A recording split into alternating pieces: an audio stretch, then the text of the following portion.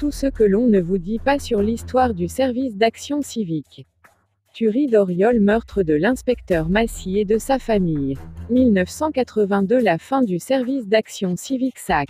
La main dans le sac, ou quand le milieu rencontre la politique fondée dans le but d'apporter un soutien inconditionnel à la poursuite des objectifs définis par le général, cette officine devint, au fil des années, une nébuleuse mêlant puissants caïds, policiers, hommes politiques de premier plan, Jacques Foccart, le « Monsieur Afrique » de Gaulle, et futurs élus, Charles Pasqua, Pierre de Bizet, Charles Pasqua, Jacques Foccart.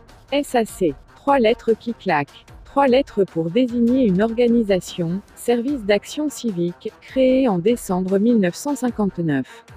Héritier du service d'ordre du RPF, Rassemblement du peuple français, le service d'action civique est officiellement une association à but non lucratif. Mais sous cette appellation innocente se cache une bien plus sinistre machine.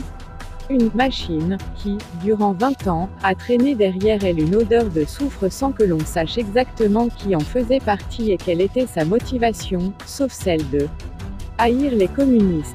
Une police parallèle, un service d'ordre, une officine gaulliste. Initialement, sa vocation était plutôt claire. Le SAC avait pour objectif de rassembler toutes les personnes, sans distinction d'opinion ou de race, désireuses de soutenir l'action du général de Gaulle. Son activité majeure devait alors consister en l'assurance de la sécurité des campagnes électorales des candidats gaullistes de l'UNR. Fondé par Dominique Ponchardier, Roger Frey et Jacques Foccart à l'occasion du retour du général au pouvoir, le SAC va très vite prendre une dimension tout autre que celle qui était la sienne au moment de sa création. Dès le changement de cap du général de Gaulle au sujet de la crise algérienne, le recrutement devint de moins en moins sérieux. En effet, beaucoup de membres initiaux du SAC ont démissionné car ils étaient favorables à une Algérie française.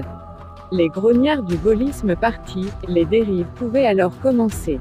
Petits escrocs, puis délinquants, puis caïds. De fil en aiguille, le service compte dans ses rangs des figures de plus en plus respectées du milieu. Dans ce cadre, ce n'est pas une surprise de voir le caïd grenoblois Mathieu Mattei exercer le rôle de chauffeur du Premier ministre Pompidou lors d'une visite à Grenoble de l'homme politique. Conséquence directe de cette dérive dans le recrutement, l'action du service devient désordonnée. Pour ne pas dire violente. Fusillade durant les campagnes, assaut contre les grévistes, chasse aux militants du FLN. Il faut bien avouer qu'une appartenance au SAC constitue un passe-droit des plus intéressants pour les truands. La carte tricolore de membre ne place pas son propriétaire au-dessus des lois. Mais elle procure néanmoins des avantages indéniables. En effet, lorsqu'un truand titulaire de la fameuse carte tombait dans les mailles de la police, elle lui évitait, en général, d'avoir à affronter la justice. Pour la simple et bonne raison qu'il voyait les poursuites contre lui abandonnées. Certains hors-la-loi pouvaient même être libérés dans la journée suivant leur arrestation. Un certain MP, poursuivi pour crime contre l'humanité, aurait été selon certaines sources, en tant que préfet de police coutumier de telles procédures de libération. Pour autant, il est très difficile de savoir quel voyou faisait partie de l'officine. En effet, les fichiers des adhérents, tenus secrets, n'ont jamais été découverts. Sans être exhaustif, loin de là, nous pouvons toutefois en citer quelques-uns. Le Parrain, de Lyon tout d'abord, qui bénéficiait durant les années 60 de puissantes relations policières et politiques. À Grenoble, comme nous l'évoquions plus haut, le boss de la ville bénéficiait lui aussi de la protection du service. L'homme cousin d'Alexandre Sanguinetti, homme d'affaires, conseiller du ministre de l'Intérieur et homme fort du SAC, régnait alors sur la prostitution de la région grenobloise. Les frères Z, maîtres des boîtes de nuit parisiennes, ont quant à eux bénéficié de protection jusqu'aux années 70. Un de leurs associés servait en effet de colleur d'affiches et d'agent électoral aux candidats gaullistes. Les truands marseillais ne sont pas en reste. À commencer par 2 des principaux compères de Jean-Baptiste Cross durant la French Connection, qui ont eux aussi leur carte tricolore. Du côté de Nice, on citera notamment Bianchini ou encore Guillaume. Les boss du milieu niçois ont à tour de rôle été les dirigeants locaux du SAC. Enfin, pour ce qui concerne Aix-en-Provence, c'est une figure de la criminalité locale, un dénommé Sauveur, qui dirige l'antenne aixoise du service. Entrons un peu plus dans le détail. S'il était initialement dirigé par Pierre de Bizet, le vrai patron était certainement Jacques Foccart, confident de De Gaulle. Les autres dirigeants gaullistes se nommaient Charles Pasqua. Charles Pasqua, qui a été vice-président de l'organisation, aurait été exclu du SAC sur ordre de Jacques Foccart au début de 1969 pour avoir tenté d'en prendre le contrôle à la faveur des événements de mai 1968, Roger Frey, Paul Comiti, Alexandre Sanguinetti, Dominique Ponchardier et Jean Bauzy. Mais pourquoi ces hommes ont-ils réalisé un tel recrutement alors que, initialement anciens résistants, vétérans des guerres coloniales, policiers en retraite ou même en activité constituaient les principales cibles des recruteurs? La réponse est très simple, les effectifs étaient insuffisants, d'où la nécessité de puiser dans les bas-fonds de Marseille et de Lyon. À l'occasion, le SAC fournissait à ses troupes de fausses cartes de police et des armes. Bien payés, les hommes du SAC exécutaient les basses œuvres du régime dont la police et l'armée ne pouvaient se rendre coupables, exécution d'otages, infiltration, torture etc. L'histoire du service ne compte plus bientôt les attentats, les passages à tabac, les fusillades, les cambriolages, les trafics de drogue, de chantage, d'extorsion de fonds, de meurtre et de proxénétisme. C'est donc un fait bel et bien réel. Une véritable osmose a vu le jour entre les caïds et le SAC. Les chiffres sont là pour le prouver. Entre 1960, année de création, et 1982, année de désintégration, quelques 65 affaires, impliquant 106 membres du service, ont pu être dénombrées. Le SAC a finalement été dissous par une ordonnance du Conseil des ministres, le 3 août 1982, à la suite de la tuerie d'Auriol, dans laquelle l'un des responsable de l'organisation, l'inspecteur Massier, sa femme, ses enfants et d'autres membres de sa famille ont été sauvagement massacrés par un commando du SAC. Certains, lors de la période de flottement du SAC, voulurent récupérer cette organisation qui a toujours existé de façon autonome par rapport aux différents partis gaullistes. Charles Pasqua est l'un d'eux.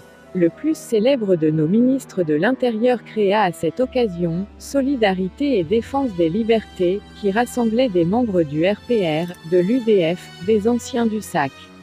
Et même de certains mouvements très à droite comme le PFN. Ce descendant du SAC n'a finalement pas eu une existence très importante. En juillet 1981, la tuerie d'Auriol, meurtre de l'inspecteur Massy et massacre de sa famille, fait ressurgir sous les feux de l'actualité un sigle qui avait connu son heure de gloire durant les années 1960 à 1970, celui du service justifié civique, SAC. Ce mouvement est issu en 1958 du service d'ordre du Rassemblement du peuple français, lointain ancêtre du RPR. Le SAC se veut alors une sorte de garde prétorienne, exclusivement rattachée à la personne du général de Gaulle, en dehors de tout parti politique. Il bénéficie ainsi d'une sorte de label officiel qui lui permettra d'avoir grandes et petites entrées dans l'appareil d'État ainsi que de la complicité active et passive une partie de la hiérarchie policière. Cette proximité du pouvoir expliquant également l'attrait que le SAC va provoquer chez des truands en mal d'impunité. Mais les événements de mai 1968 vont faire vaciller le pouvoir, l'onde de choc finissant même par déboulonner le général de G. AULLE en 1969. Dès lors le SAC va se transformer. Il deviendra tout d'abord un prestataire de service auprès du mouvement gaulliste, UDF puis RPR, et d'un certain patronat de choc Peugeot, Citroën. Combattant par tous les moyens les partis et organisations de gauche, revendiquant hautement un anticommunisme viscéral et primaire, ne cachant pas son goût pour l'ordre, le SAC va alors intégrer tout naturellement des militants d'extrême droite avant de soutenir certaines de ses initiatives, notamment celle du Parti des Forces Nouvelles. Ayant pressenti la victoire de la gauche en 1981, le SAC s'était préparé à jouer un rôle de fer de lance de la nouvelle opposition. Mais la tuerie d'Auriol, puis la constitution d'une commission d'enquête sur ses activités et enfin sa dissolution en août 1982 briseront son élan. Mais le SAC n'est pas mort pour autant. Tout a été préparé un peu avant cette période pour que soient installées de nouvelles structures à mettre à la disposition de ces anciens et nouveaux militants, pour continuer sous des formes renouvelées le combat contre la gauche en particulier et la subversion en général. Certains de ces initiateurs, adhérents et sympathisants se retrouveront même aujourd'hui dans les couloirs du nouveau pouvoir, dans des ministères, à l'Assemblée nationale. La fin du service d'action civique. Dès le début 1981, Pierre de Bizet, le secrétaire général du SAC, envisage la victoire de Mitterrand à la présidentielle, ainsi que ses conséquences. Il décide donc de mettre à l'abri le fichier du SAC pour éviter qu'il ne tombe aux mains des socialos marxistes. Mais il n'aura pas le temps d'envisager la suite car il est interpellé puis incarcéré dans le cadre de la tuerie d'Auriol, tandis que plusieurs autres dirigeants de l'organisation sont interpellés, stoppant par là même toute tentative de réorganisation du SAC. Sa culpabilité n'ayant pu être prouvée, de Bizet après quelques semaines de prison est libéré en septembre 1981 et se remet au travail. C'est ainsi que, dans une interview au journal du dimanche, il annonce « Avec mes hommes, avec mon organisation transformée, modernisée, nous nous mettons à la disposition de la nouvelle opposition, surtout celle qui sert le plus les idées gaullistes ».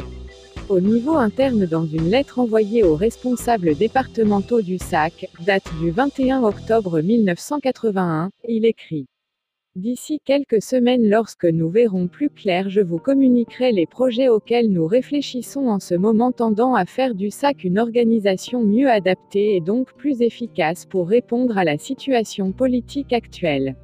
Le SAC vit alors une période de flottement entre la perspective d'une interdiction et la réorganisation nécessaire à sa survie. Mais le sort du SAC n'intéresse pas que ses militants. Certains au sein du RPR sont tentés de le récupérer à leur profit, celui-ci ayant toujours fonctionné comme une organisation autonome vis-à-vis du mouvement gaulliste. C'est le cas de Charles Pasqua, bien évidemment, qui ferait ainsi d'une pierre deux coups. Régler certains comptes avec de Bizet. En 1969, Pasqua démissionne du SAC suite à la nomination de Bizet à la tête de celui-ci. Grâce à ces leçons, il y aura d'anciens dirigeants du SAC, il s'est construit un réseau sûr et dévoué sur lequel il peut compter. C'est ainsi qu'en compagnie de Paul Dornano, il lance un mouvement intitulé Solidarité et Défense des Libertés qu'il se définit comme un centre de rassemblement ferme et résolu, ouvert à tous ceux qui refusent le socialisme et veulent agir. Il y a là en vitrine Alain Juppe, Jacques Toubon, Yvon Bourges et Jacques Medecin pour le RPR, Alice Saunier-Ct et Jacques Dominati pour l'UDF. On y remarque aussi la présence de François Bachelot qui deviendra en 1986 député du Front National et Pierre Lagaillarde, ancien député d'Alger et héros de l'Algérie française. Côté encadrement, on retrouve Gérard Corcheville, un ancien d'Ordre Nouveau et du Parti des Forces Nouvelles que Pasqua a récupéré dans son équipe, avec son beau-frère Alain Robert. Sur le terrain, ce mouvement réactif devient l'amitié. À Marseille par exemple, c'est en février 1982 qu'est créée une section de solidarité et défense des libertés. Pasqua viendra en personne inaugurer les locaux. Le président est Paul Gaillet, ancien secrétaire fédéral du SAC, le vice-président est Jean Roussel, futur député du Front National en 1986, le secrétaire est Joseph Nicolai, ancien commandant principal de la police de Marseille et membre du SAC. On trouve comme membre Gilbert Chabillat, ancien responsable du SAC de 1970 à 1975, date de son exclusion, et qui s'est reconverti depuis dans le devilliérisme. Humbert Giaconelli, un ancien policier membre du SAC. Henri Neurmond, un autre ancien policier, membre lui aussi du SAC. Henri Ruggieri, membre lui du RPR et du SAC. On trouve aussi et surtout Gérard Cappe, responsable du SAC marseillais de 1967 à 1969, connu pour avoir préparé à Marseille en mai 1968, l'opération Stade, consistant à l'arrestative. On est au regroupement de diverses personnalités et syndicalistes de gauche dans des stades de foot, préfigurant ainsi ceux du Chili de 1973. Viré du SAC en 1969, il crée une fédération sud-est du SAC, mouvement dissident du SAC national. À la même époque, d'autres SAC dissidents se constitueront, à l'instigation de Charles Pasqua qui venait d'en démissionner. Sur le terrain, Solidarité et Défense des Libertés ressemble beaucoup à un SAC bis. Ce qui explique le peu d'empressement du RPR et de l'UDF à soutenir cette initiative de Pasqua. Solidarité et Liberté sera bien éphémère, sa seule manifestation officielle aura lieu en mai 1982 à la suite de l'attentat de la rue Marbeuf. La manifestation tournera très vite à la manifestation anti-Mitterrand, d'autant qu'on y remarquera de nombreux militants du Parti des Forces Nouvelles et du Centre National des Indépendants et Paysans. Peu après, Solidarité et Défense des Libertés se dissoudra, marquant par là même l'échec de la tentative de récupération du SAC par Pasqua. Entre-temps, le SAC avait réagi, c'est ainsi que le 16 décembre 1981 ont été déposés les statuts d'une nouvelle association intitulée « Mouvement Initiative et Liberté, 1000 ». Cette association a pour objet de défendre et de promouvoir une organisation de la société française fondée sur l'initiative personnelle des citoyens. Elle est inspirée par les valeurs civiques, culturelles, morales et spirituelles de la civilisation française, de façon à réaliser les conditions de développement de la véritable liberté. Elle affirme son attachement actif aux libertés essentielles parmi lesquelles la liberté d'entreprise, moteur du progrès économique et social et facteur d'épanouissement humain, la liberté effective de l'enseignement, condition du respect, des consciences et des croyances. Elle a pour président Jacques Rougeot, comme secrétaire général Bernard Fureté, comme trésorier Jean-Louis Gouursalas, et enfin elle est alors domiciliée 8, rue de Musset dans le 16e arrondissement de Paris. Le nom du président et l'adresse seront certainement familiers aux étudiants, en effet, puisque correspondant à celle de l'Union nationale interuniversitaire, Dode Jacques Rougeot, professeur de lettres et le président national. L'UNI a été créée à l'initiative du SAC après les événements de mai 1968 pour regrouper tous ceux qui entendent soustraire l'éducation nationale à l'emprise communiste et gauchiste, et défendre la liberté en luttant contre toutes les formes de subversion. Depuis cette époque, l'UNI est toujours demeurée étroitement associée au SAC. La parenté idéologique et l'interpénétration des deux organisations conduisirent au fil des années l'UNI et le SAC ont de nombreuses actions communes. Le SAC n'a de cesse d'apporter en effet à l'UNI un soutien actif aux opérations dont elle avait décidé le lancement. La double appartenance des membres de l'UNI au SAC facilitait un tel état de choses. Logique retour des choses donc de voir l'UNI apporter à son tour son soutien à la nouvelle version du SAC en lui fournissant sa logistique, adresse, responsable, matériel. Installation du MIL dans les locaux de l'UNI. Tout comme le SAC, première manière, 1958 à 1969. Le MIL met un point d'honneur à être le garant de l'héritage gaulliste. On y trouve par exemple le gendre du général de Gaulle, le général Alain de Boissieu, mais se détache une figure, Jacques Foccart. Cet ancien résistant est appelé en 1958 au poste de conseiller technique à Matignon chargé des affaires africaines, EBIZ-ETE. C'est ainsi que pendant près de 35 ans il va tisser des réseaux d'influence avec de nombreux chefs d'État africains, mêlant affaires, espionnage et politique. Très proche de De Gaulle, il est considéré par beaucoup de gaullistes comme la voix du général. C'est dire l'influence qu'il a exercée et exerce encore. Membre honoraire du SAC, il en est même pour beaucoup comme Pasqua, le père spirituel voire l'inspirateur. C'est lui qui rappellera par exemple Pierre de Visé à la tête du SAC en 1969, ce qui entraînera le départ de certains de ses dirigeants tels Pasqua. Il restera toujours très actif et influent puisqu'il continuera sa carrière sous Pompidou jusqu'en 1974. Lui succédera sous Giscard un de ses élèves, dont il guidera les pas à travers les marigots de la politique africaine de la France. Politique qui a toujours constitué à la pratique d'un clientélisme à la petite semaine au bénéfice de pouvoirs autoritaires peu regardant sur les moyens de garder le pouvoir. Une politique qui n'a guère évolué sous Mitterrand, ce dernier renforçant le caractère personnel et réservé de ce domaine de la politique étrangère. Il en confiera la direction à son fils Jean-Christophe, surnommé dans les palais africains, Papa Madi. À son retour comme Premier ministre en 1986, Chirac appellera à ses côtés Jacques Foccart comme conseiller personnel pour l'Afrique.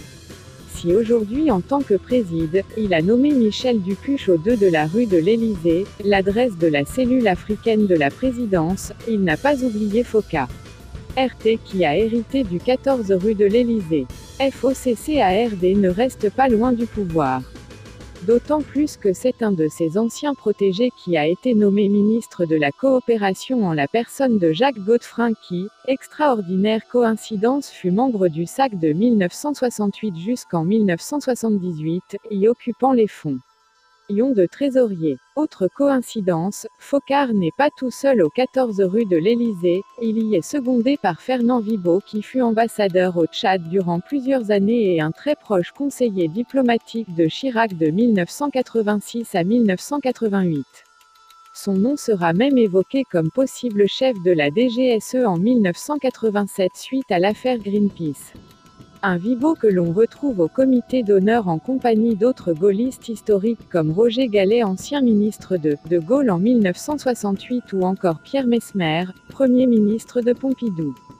Du côté héritage de la résistance, citons les deux noms, Pierre Klostermann, ancien pilote de l'escadrille franco-russe Normandie-Niemen. Son attachement aux valeurs du gaullisme ne l'a pas empêché de donner une interview au journal d'extrême droite Le Choc du Mois dans lequel il disait tout le bien qu'il pensait de Jean-Marie Le Pen. Autre figure, Michel Carrage, un ancien de la France libre. Au début de l'année 1981, le SAC participe directement à la création d'un comité de soutien à un certain commandant Pierre Bertolini. Cet illustre inconnu était accessoirement commandant des pompiers de la protection civile en Corse, mais surtout connu pour être le principal dirigeant de l'organisation anti-indépendantiste Francia, Front Justifié Nouvelle contre l'indépendance et l'autonomie. À l'actif de cette organisation, plusieurs attentats commis contre des biens appartenant à des militants nationalistes corses. Début janvier 1981, Bertolini et certains de ses militants sont interceptés par des autonomistes à Bastelica alors qu'ils préparaient une nouvelle action. À cette occasion, on découvre sur Bertolini et un de ses complices une carte de membre du SAC. Inculpé pour différents attentats, Bertolini sera traduit devant la justice et condamné. Le SAC ne l'oubliera pas et soutiendra d'un comité de soutien, invitant ses membres à adhérer et à le soutenir financièrement. À la tête de ce comité on trouvait alors Michel Carrage. L'idéologie du MIL. Là aussi on retrouve beaucoup d'analogies avec le défunt SAC. Le MIL se veut aussi à part, il n'est pas un parti politique, parti dont il se méfie, ceci étant, tributaire d'intérêts particuliers. ERS, d'échéances électorales. Tenté par des compromissions ou des louvoiements de circonstances. Il entend faire sentir son poids dans la vie nationale en s'efforçant d'infléchir dans le sang des principes qu'il défend les décisions prises aux divers échelons. C'est ainsi que, s'il ne lui appartient évidemment pas de formuler un code moral à usage individuel et privé, il lui incombe de lui dire clairement à quelle valeur civique il se réfère. Tout d'abord dans la primauté de la personne, entre le principe personnel et le principe collectiviste il existe une incompatibilité de nature. Il faut donc choisir. Tout système qui se présente comme le mélange des deux, par exemple, sur le modèle social-démocrate aboutit finalement à imposer en douceur la primauté du collectif. Autre valeur défendre par le MIL, la libre entreprise et l'initiative personnelle. La famille, elle est globalement une nécessité absolue, et la nation.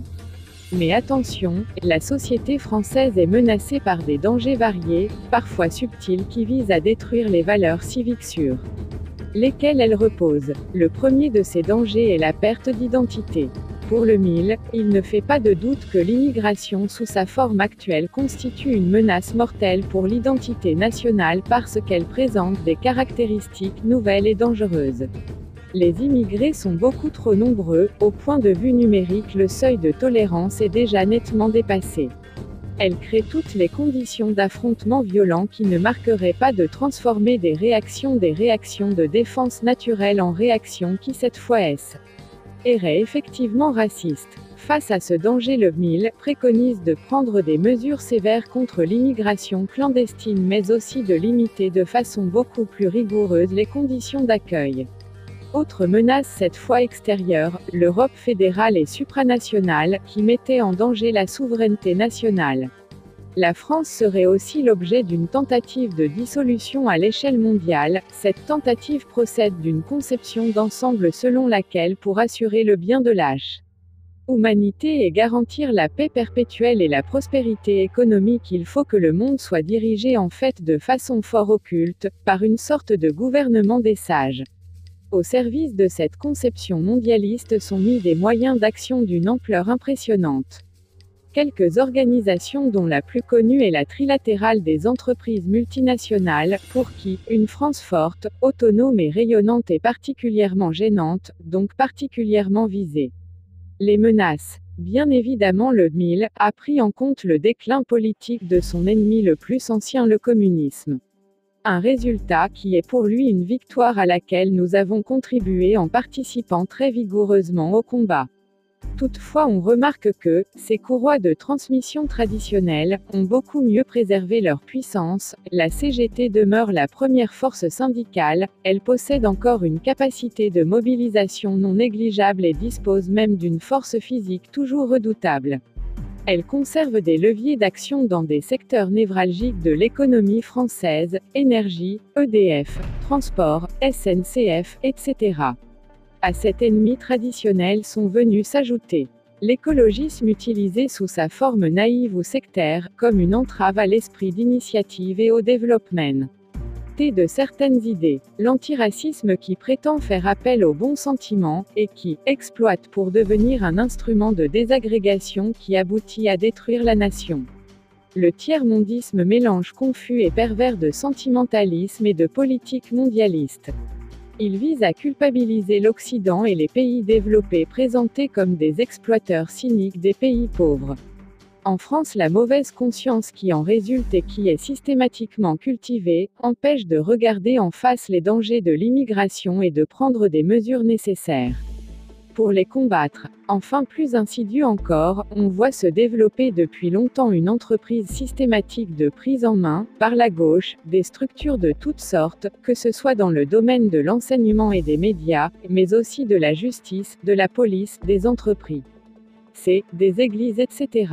Ainsi, une organisation comme le syndicat de la magistrature qui a profité du pouvoir de la gauche pour mettre la main sur l'appareil judiciaire ne se cache pas de promouvoir une justice inspirée de considérations idéologiques et politiques rendant la société responsable de elle.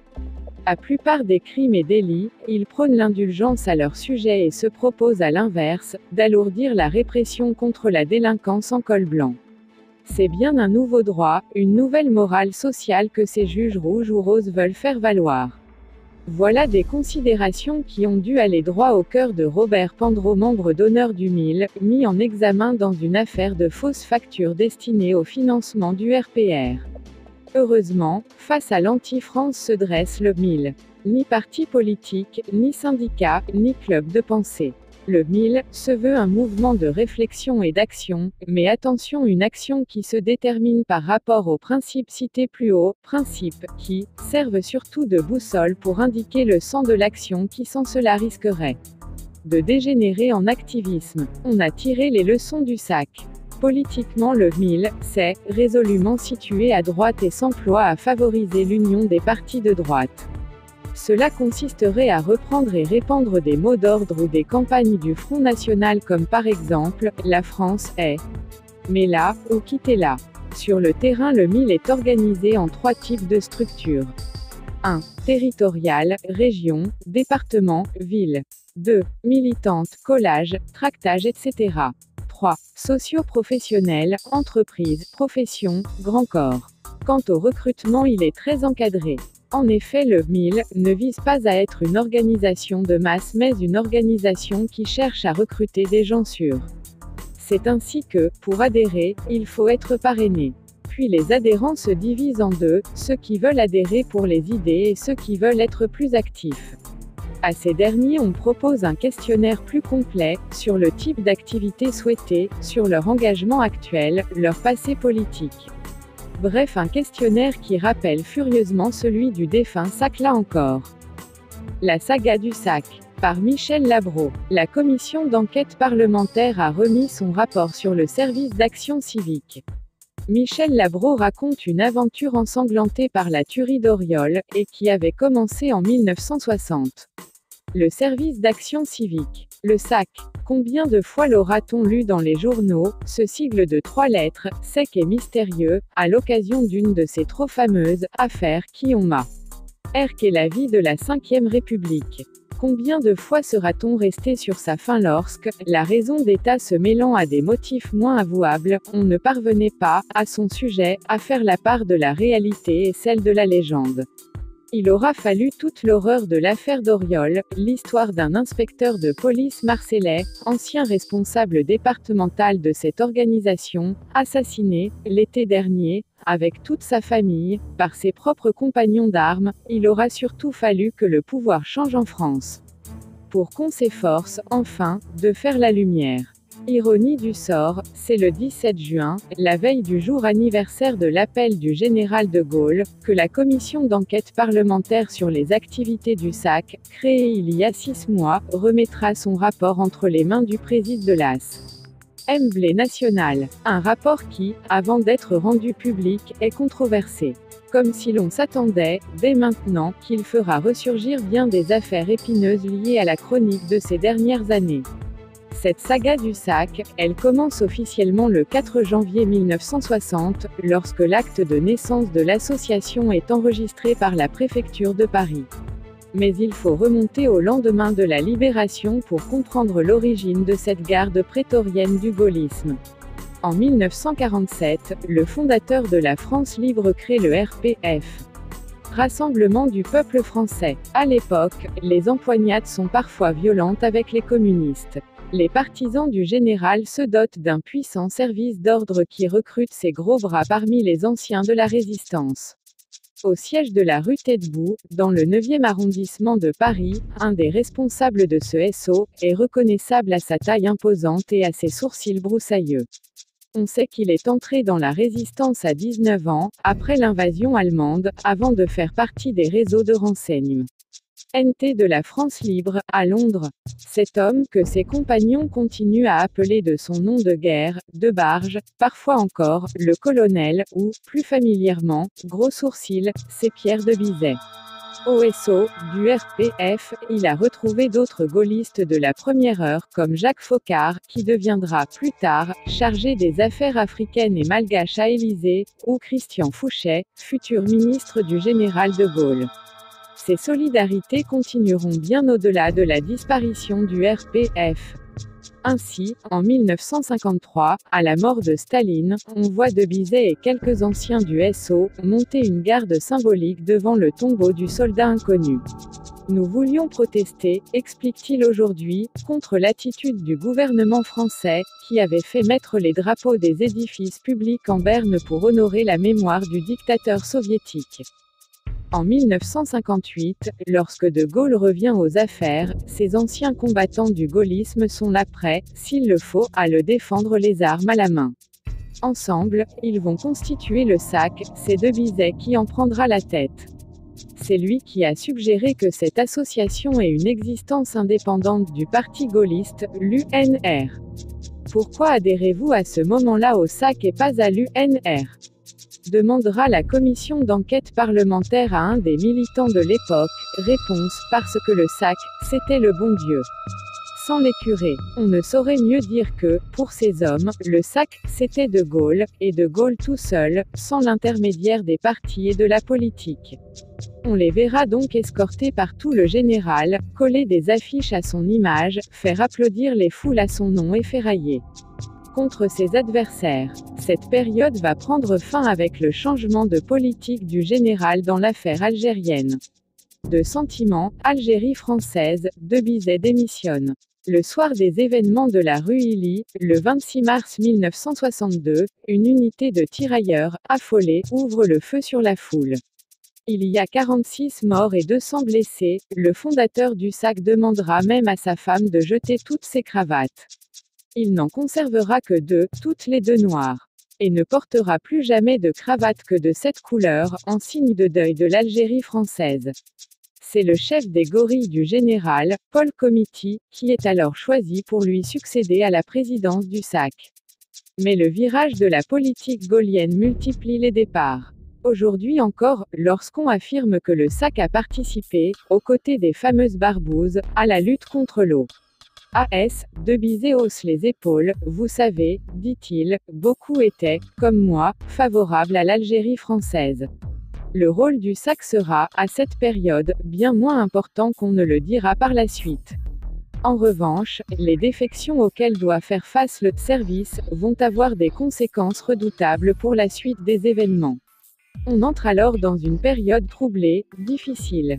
Les responsables du mouvement se montrent moins sourcilleux sur la qualité du recrutement. Aux militants d'hier, vieux grognards du gaullisme, se mêlent de nouveaux venus peu regardants sur les méthodes. Ceux-là sont attirés, avant tout par la fameuse petite carte tricolore de l'organisation, dont ils se servent pour intimider la police. Commence la longue série des bavures, des affaires à l'occasion desquelles apparaît le nom du SAC. La plus retentissante étant l'enlèvement du leader de l'opposition marocaine, Mehdi Ben Barka, le 29 octobre 1965, en plein Paris. Une affaire où les hommes du SAC, d'ailleurs, ne prennent sans doute qu'une part relativement modeste. Mais les incidents sont tellement fréquents qu'à l'Élysée on commence à s'impatienter. Les événements de mai 68 vont donner au service d'action civique l'occasion d'entamer une troisième page de son histoire. C'est en mai 1968 que j'ai adhéré au SAC, explique un artisan de la Côte d'Azur. Jusque-là, je militais à l'UNR. Le SAC, je savais juste que c'était le truc à De Gaulle. Lors de la première réunion à laquelle j'ai assisté, à Saint-Raphaël, un type était descendu de Paris. Il nous a expliqué que c'était vraiment la bagarre avec les gauchistes et que le général avait besoin de nous. C'est comme ça qu'on a démantelé un piquet de grève dans une entreprise de Grasse, par exemple. Mais le grand jour, c'est celui où on est tout monté à Paris, le 30 mai, à l'appel du général. Il paraît que certains ministres avaient déjà quitté leur ministère et que des gens de chez nous ont dû les ramener à coups de pied dans les fesses. L'ancien patron du SAC, Pierre de Bizet, est présent lui aussi dans la foule qui remonte ce jour-là les Champs-Élysées. Il achève sa traversée du désert, après 2 années passées en Afrique, où les amitiés nouées autrefois dans les alentours du pouvoir lui ont permis d'obtenir un poste au TITR. De la coopération, d'abord au Tchad, puis au Gabon. De retour à Paris, cet homme d'ordre, viscéralement anticommuniste, a le sentiment d'être un martien. La chienlit, dit-il, le général avait trouvé le mot juste pour qualifier tout cela. Aussi ne se fait-il pas trop prier lorsqu'on lui demande de reprendre du service. Meurtre d'un caïd lyonnais. Il va pourtant se trouver confronté à une mission délicate, celle d'assainir le SAC de ces éléments douteux, de tous ceux qui ont gonflé les rangs de l'association au moment de l'Algérie. Ou de mai 68. Pour cela, il remplace la fameuse carte tricolore par une simple carte de plastique, style carte de crédit, et réclame aux nouveaux adhérents un extrait de casier judiciaire. Précaution sans doute insuffisante puisque, au cours des 10 dernières années, on recensera plus de 200 MEMBR. Et du SAC cité dans des rapports de police concernant des trafics d'armes, de drogue, d'alcool, de faux papiers. Dans plus d'un grand scandale, du meurtre d'un caïd lyonnais à celui d'un gréviste à Rennes, d'une officine de trafic d'influence au raid anti-autonomiste en Corse, on retrouve de nous. Vaut la marque du SAC. À chaque fois que son organisation se trouve ainsi impliquée, De Bizet proteste et réclame une mise au point. Tout cela dure jusqu'à l'été dernier, où éclate l'affaire d'Auriol, dans laquelle lui-même est inculpé de complicité de meurtre. Tous ceux qui le connaissent, ou qui ont connu de Barge dans la Résistance, se récrient alors « pas lui et pas ça ». Ce combattant n'est pas homme à se rendre complice de l'assassinat d'un enfant et de sa famille. Et rien dans l'état actuel de l'instruction ne permet de soutenir le contraire. Mais les tueurs marseillais ont enclenché, sans le vouloir, une redoutable mécanique. Les regards se tournent désormais vers le SAC, avec d'autant plus d'acuité que celui-ci ne bénéficie plus de ses protecteurs naturels. Et en dépit de ses états de service, De Bizet, le baroudeur des ombres noires du gaullisme, doit aujourd'hui rendre compte. Comme un boxeur sonné avant le gong final, il ironise sur les Fouquier-Tinville de cette commission d'enquête, constituée, rappelle-t-il, à la demande du Parti communiste, l'ennemi de toujours. Il proteste contre les fuites qui ont porté sur la place publique ce qui n'aurait pas dû sortir du secret des débats.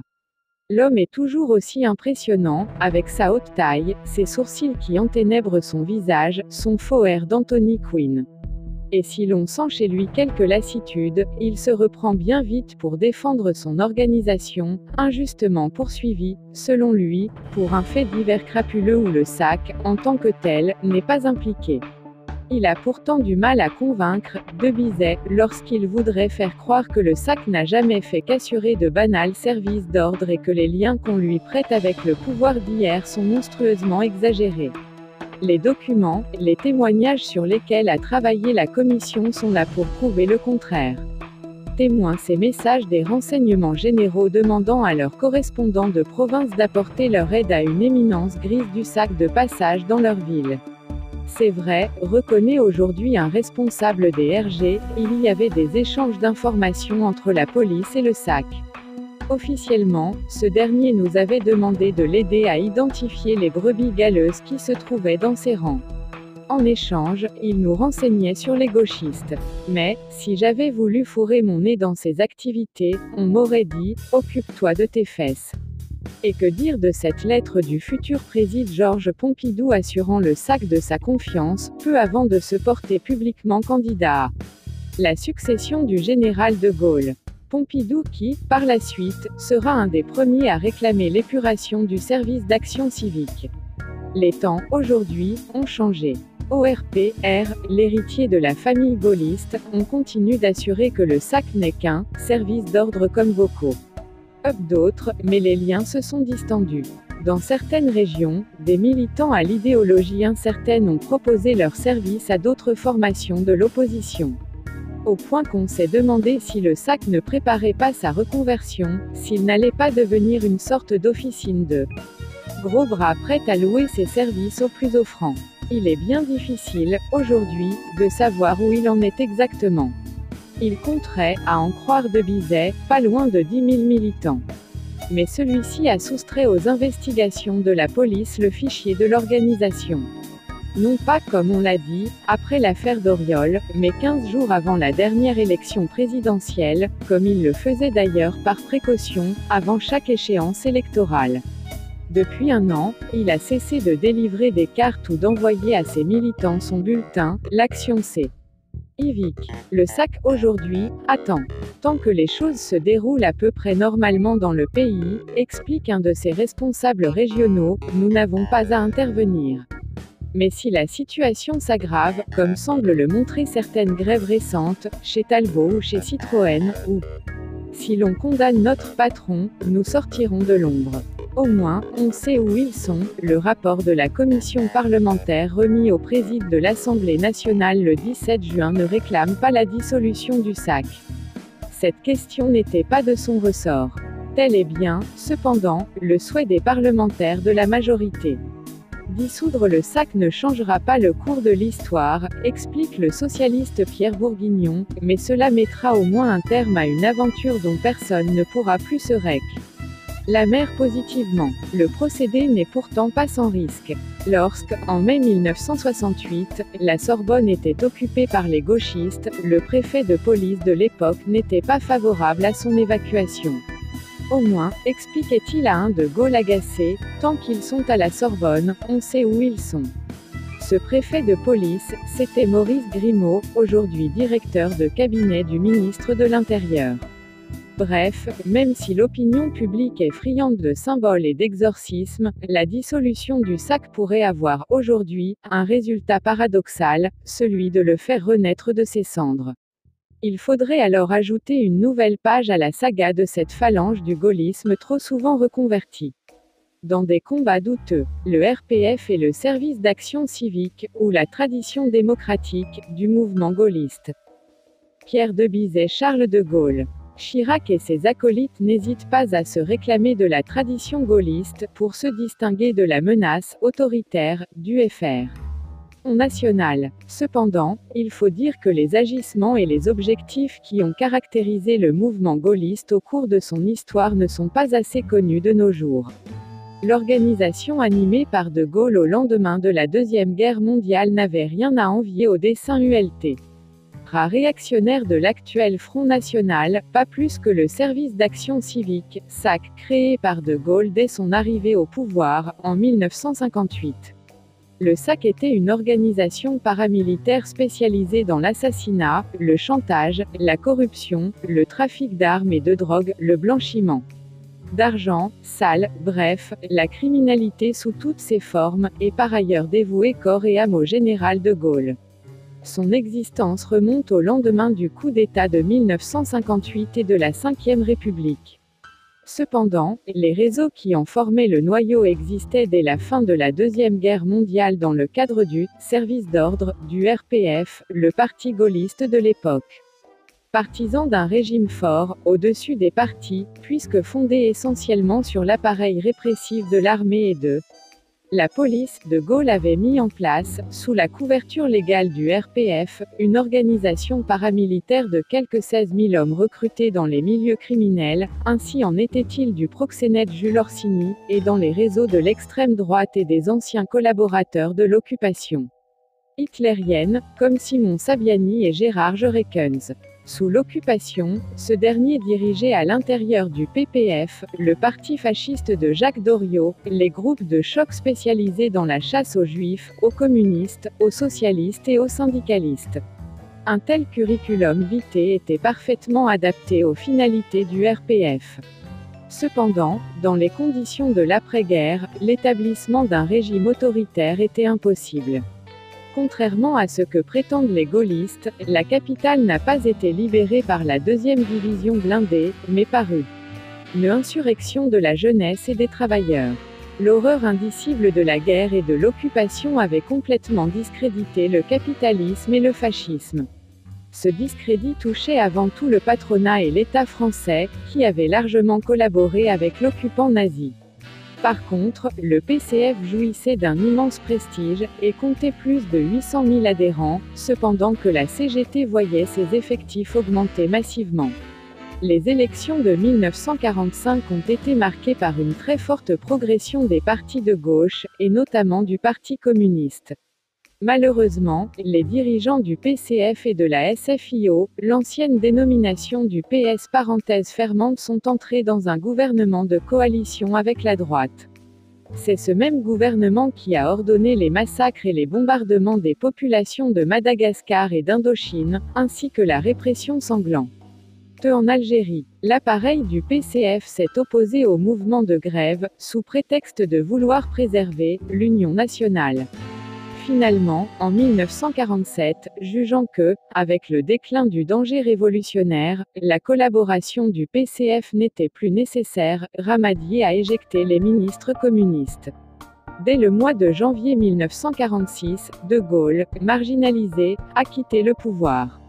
Il espère alors que la situation va prochainement se retourner en sa faveur, et se présente comme le recours du capitalisme français face au mouvement ouvrier. En 1947, il crée le RPF. Pour se faire une idée des objectifs politiques de ce parti, ce petit extrait d'une de ses brochures de formation interne, intitulée La lutte pour le pouvoir, devrait suffire. Nous voulons considérer que le PCF, danger national, doit être détruit.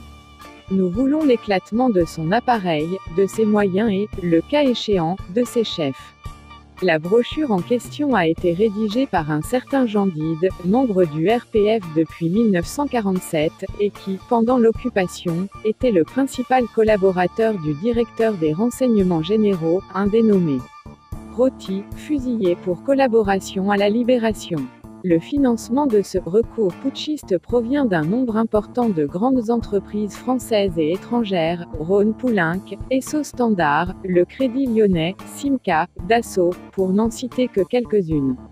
Jacques Foccart et d'autres acolytes du général ont mis en place une constellation de sociétés d'import-export, telles que la Safix, dont la fonction est de fournir une couverture commerciale à l'activité des agents de renseignement gaullistes, d'alimenter les caisses noires de l'organisation et de financer les campagnes électorales des candidats gaullistes. Le service d'ordre du RPF est particulièrement actif à Marseille, pendant et après les élections municipales de 1947, où le RPF obtient environ 40% des voix. Les réunions publiques organisées par le PCF ou la SFIO sont dispersées à coups PS de matraque, et plusieurs personnes sont assassinées, des dizaines blessées. Cependant, à ce moment-là, le mouvement ouvrier est beaucoup trop puissant pour que les desseins gaullistes aient une chance sérieuse de se réaliser. D'autre part, les capitalistes s'éloignent de l'option d'un État fort.